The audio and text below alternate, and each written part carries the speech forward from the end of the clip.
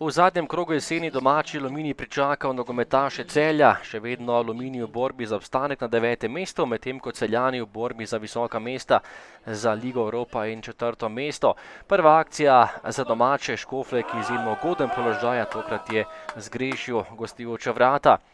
Prve napade tudi za Celje, Cvijanović je podal pod Logar, pa nekoliko zgrešil z glavo in zapravil res izvrstno priložnost. Napad za nogometaše Celja.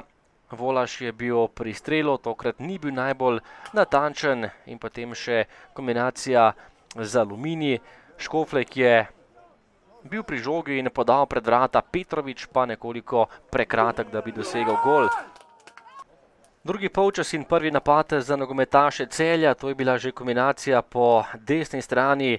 Natančno podajo pod Logarja je izkoristil Dalibor Volaš in zatresel mrežo domačih za 0:1.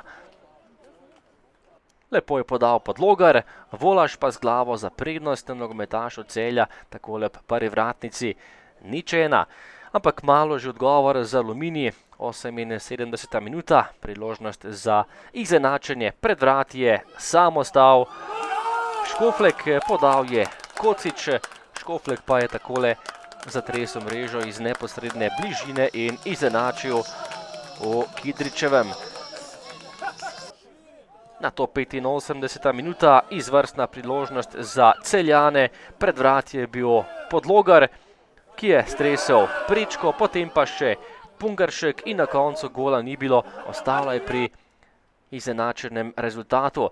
Zato pa sodniški podaljšek in nezbranost obrambi Celja, žoga pred vrata, Škoflek pa še enkrat najspretnejši pred golom in takole je v gneči prišel do popolnega preobrata.